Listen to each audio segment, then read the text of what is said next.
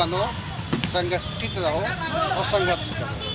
संगठन के तात्पर्य ये नहीं है, हमारा संगठन बनाने का तात्पर्य नहीं रहा कि सिर्फ हमें संघर्ष उन लोगों से करना है जो हमारे अपोनेंट है, जो विरोधी है। अगर हम संगठित नहीं रहेंगे तो संगठित का उनका उद्देश्य ये था कि हर क्षेत्र में हम लोग संगठित रहें। हर क्षेत्र का मतलब क्या है कि हम लोग ज़्यादातर प्रवासी लोग हैं, जैसे दिल्ली में ना रह करके भारत के अन्य अन्य कोनों से आए हुए हैं। हमारी क्या समस्याएं हैं, जैसे कोई बीमार हो जाता है, उसके पास पैसे नहीं है, हम लोग संगठित है ही नहीं है, वो बेचारा अपना गांव घर छोड़ करके अगर शहर में आके बसा है, लेकिन यहाँ संगठन नाम का या जान पहचान कोई ऐसा है ही नहीं है कि उसकी ट्रीटमेंट के लिए कोई लेके जाए। तो ये भी एक समस्या है। तो समस्या जो है किस लिए है कि यहाँ पर आदमी अकेले है, यहाँ कोई संगठन नहीं है। शादी ब्याह की समस्या है, गांव से आ गया आदमी, लेकिन उसको शादी ब्याह के लिए अगर देखा जाए तो उसको कोई रिश्ता ही नहीं मिल रहा, ये भी एक समस्या है।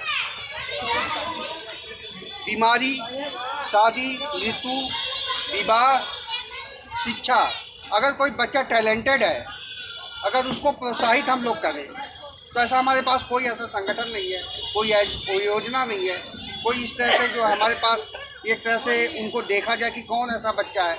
उसके लिए माता पिता ही संघर्ष कर रहे हैं, जबकि अगर कोई संगठन हो तो हम उसके लिए भी कार्य कर सकते हैं।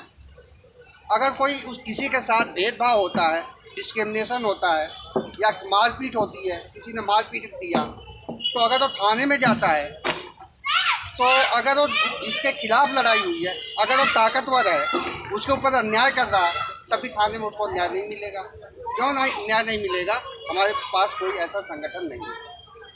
तो मेरा जो मतलब है, जो सामाजिक मुद्दों पे जो चर्चा है, अगर इस विषय पे चर्चा किया जाए, अगर ऐसा कोई संगठन बनाया जाए और एक मतलब छोटा सी संगठन बनाया जाए और लोगों को इसमें जोड़ा जाए, इन सब चीज़ों को ले करके एक उसका कॉन्स्टिट्यूशन हो, प्रिंसिपल हो, तो मैं समझता हूँ कि लोगों की समस्याएं जो है ये हद तक सॉर्ट आउट होगी। ये बहुत बड़ी समस्याएं हैं।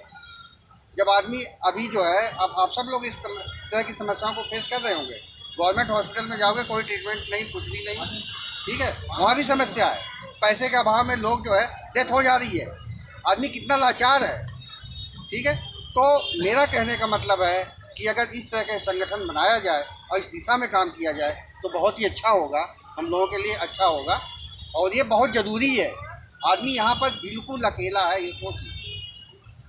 मेरे हॉस्पिटल में मैं बता रहा हूँ, हॉस्पिटल में कहने के लिए पढ़े लिखे लोग रहते हैं, वहाँ पर ज़्यादातर एजुकेटेड लोग रहते हैं। एक स्टाफ नर्स के मदर की डेथ हो गई, वहाँ कोई जाने के लिए तैयार नहीं। वो सबको फ़ोन कर रही, मेरे घर आओ, मेरे घर आओ, और मेरी माँ मर गई है। तब लोग उसके घर गए, तब उसकी डेड बॉडी उठी। आजकल डेड बॉडी में कितने लोग जाते हैं, आप ये देखो, किसी की डेथ हो गई है, ज़्यादा से ज़्यादा 10-20 लोग ही जाते हैं, नहीं जाते। क्यों? क्योंकि आदमी यहाँ पर देखने के लिए बहुत बड़ी भीड़ है, लेकिन यहाँ पर कोई इस तरह का जो है कोई मतलब कि एकजुट है ही नहीं है। गांव की बात किया जाए, हम लोग भले ही शहरों में रह रहे हैं, भले ही अच्छा कमा रहे हैं, खा रहे हैं, लेकिन हमारे पास समाज नहीं है, बिल्कुल भी समाज। सामाजिक रूप से हम लोग जीरो हैं, कोई भी समाज नहीं है हमारे पास।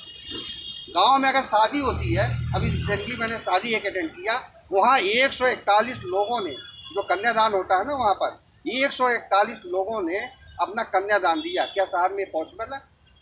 क्या इतनी जान पहचान है? लेकिन वहाँ के लोग कितने जागरूक हैं, कितने एकत्रित हो जाते हैं।